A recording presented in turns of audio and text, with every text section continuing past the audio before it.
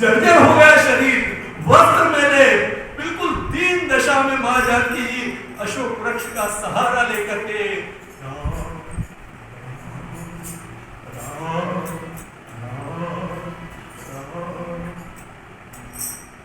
ये दृश्य हनुमान जी ने देखा। और क्या देखा? मुंह से भगवान नाम का उच्चारण हो रहा है, शरीर पूरा कृष्णाय है और निज पद नयन दिए, गर्दन झुकी हुई है, दृष्टि चरणों में है अपने। निज पद नयन दिए, आंखें गर्दन झुकी हुई, आंखें अपने चरणों की ओर, लेकिन निज पद नयन दिए और राम चरण मन देख अपने चरणों की ओर रही है, लेकिन मन राम जी के चरणों में।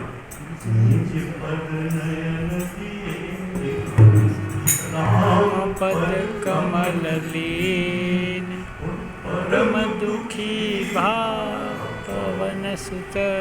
अपन क्या करें साहब, हनुमान जी रो दिए वहां, तो अपन तो क्या है, परम दुखी भाव पवन सुत देखी जानकी दी। ये मेरी माँ इस दशा में, हनुमान जी अधीर हो गए।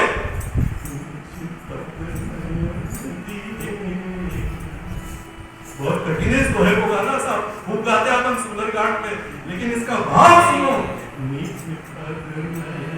दिए मन कमल लीन, परम दुखी भाव पवन सुत देखी जानकी दी।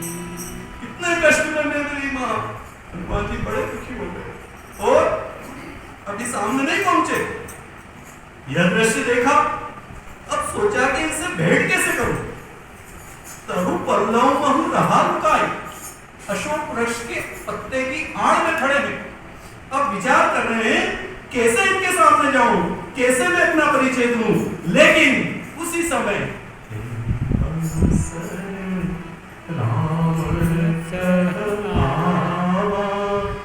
संग नारी बहु किए बना। उसी समय रावण का बड़े रात था, राजा मेरा राजघाट से आया और आकर के यहाँ मां जानकी जी के और रावण का बड़ा अद्भुत संवाद, खूब प्रलोभन दिया, एक बार मेरी ओर तू केवल देख ले। लेकिन मां जानकी है तो आदि शक्ति है सब। खूब कहा रावण ने, एक बार तू मेरी ओर दृष्टि उठाकर देख ले, तेरे को सब रानियों में शिरोमणि बना दूंगा। लेकिन मां जानकी ने तिनका उठाया और तिनके की ओर में मां के लिए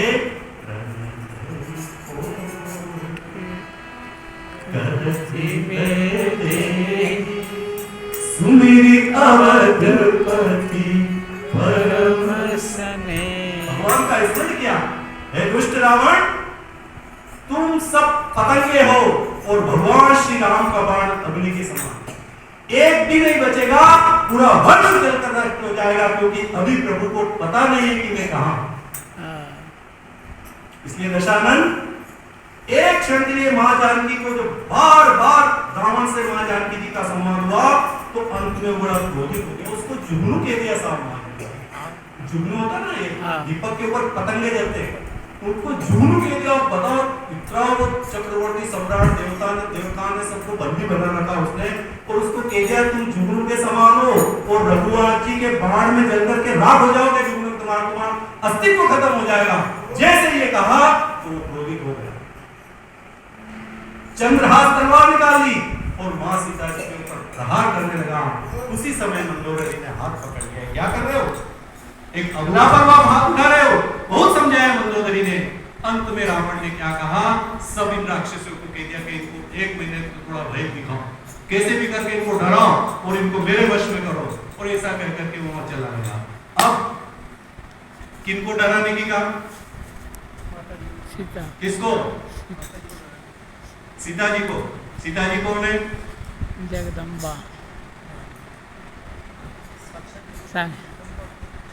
राम कृष्ण तू सीता ब्रज रानी राधा मैया ब्रज रानी राधा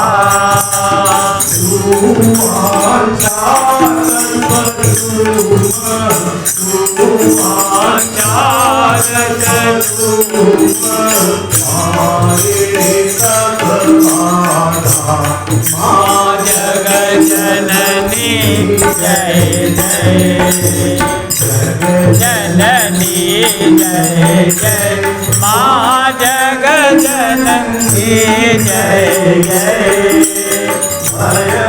भयहारिणी भवतारिणी भयहारिणी भवतारिणी भवभामिनी जय जय माँ जगत जननी जय जय. आदि शक्ति को सारे सृष्टि जिससे करती है उसको डराने की कह रहे हैं राक्षसों से इनको डराना.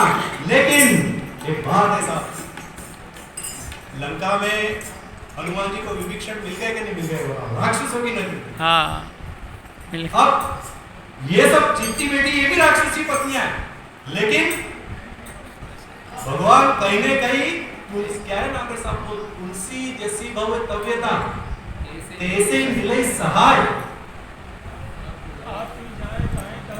ताई कहां ले जाते. जिसका जैसा स्वभाव होता है भगवान कहीं न कहीं उसका मेल करा ही जाता है. अब राक्षसों की नगरी में विभीषण मिल गए. अब इन राक्षसियों को कहा कि इनको डराओ, तो उसमें भी राम राक्षसी राम चरण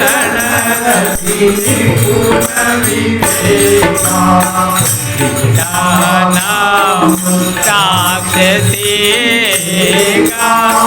राम चरण निपुण विवेका. एक भगवान की भक्त निकल गई और एक भक्त होना चाहिए सब. एक हो जाए तो भी कुल का उद्धार कर देगा. सही है. अब थी राक्षसियां, लेकिन एक राम भक्त मिल गई. उन्होंने कहा इसको डराओ, कैसे भी करके मेरे बस में करो, भयभीत करो. इतने में त्रिजटा नाम की एक राक्षसी थी. उसने कहा इनको डराने की जरूरत नहीं है, हम सबको डराने वाली है स्वयं मां जगदम्बा है, इसलिए अपना बस नहीं चलेगा.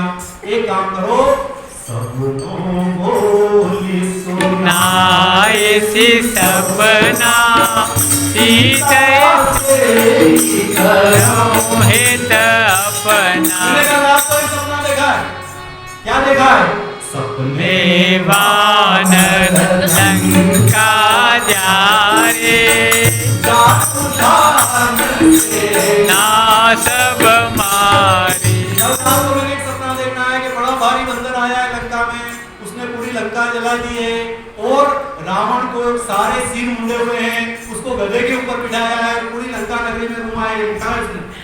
कृष्णा ने कहा है, यही शब्द लिखा है जो मैं बोला हूँ, रावण को गधे पे बैठा के घुमाया. ये सपना देखा. खंडित सिर मुंडित भुज विशाल, ऐसा सपना सुना. हाँ, तो फिर क्या करना चाहिए?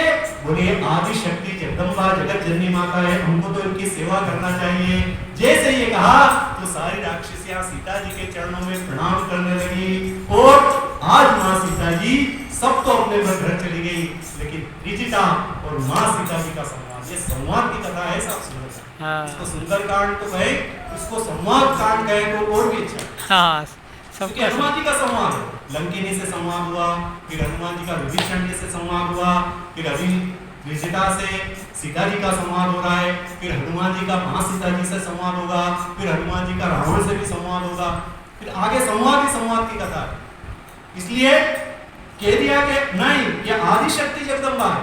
ऐसा करके सब राक्षसियां चली गई, लेकिन त्रिजटा उनके पास में बैठी थी, वो जाने वाली थी. उसके पहले मां ने, आज सीता माता ने त्रिजटा को अपनी मां मानी. मां तू एक काम कर, मेरे जन्म देने वाली मां को तो मैंने देखा नहीं, ये तो धरती से प्रकट हुई थी साहब.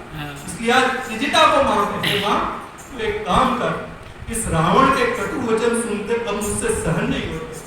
एक काम कर मां, काट ला, उसमें अग्नि लगा और अपने शरीर को छोड़. इस दुष्ट के वचन मुझसे सहन नहीं होते, इसलिए अगली जला दे और उसमें मैं शरीर को छोड़, क्योंकि अब मैं जीना नहीं चाहती हूँ। ऐसा जब कहा तो माँ पिता ने खूब समझाया है देवी, अब ये रात्रि का समय होगा है, यहाँ कहाँ अग्नि मिलेगी, और मन छोटा मत करो, मैंने सपना देखा वो जल्दी पूरा होने वाला। ऐसा कर करके उसको समझाया और विजिता भी अपने घर चली गई। लेकिन माँ अकेली बेटी बेटी वही भगवान का स्मरण कर रही है। न तो अग्नि मिलती है, न भगवान की खबर मिलती है। आखिर ये विधाता क्या करना चाहता, बड़ी दुखी माँ जानकी जी। और उसी समय जो है अशोक वृक्ष से माँ ने कहा, अशोक तेरा नाम यदि अशोक है, मेरा शोक हरण कर ले। जैसे अशोक वृक्ष की ओर देखा और हनुमान जी महाराज ने देखा कि अब बहुत अधिक हो गई है, तो जब बहुत अधिक हो जाए और सारे रास्ते बंद हो जाए दुनिया के, कोई रास्ता, अब जब कभी कभी विचलित हो जाते हैं सब संसार में, स्वाभाविक है, जब आपको लगे कि कोई रास्ता नहीं दिख रहा है, उस समय केवल भगवान की कथा सुनो, कोई भी सत्संग सुन लेना। सत्संग कोई धार्मिक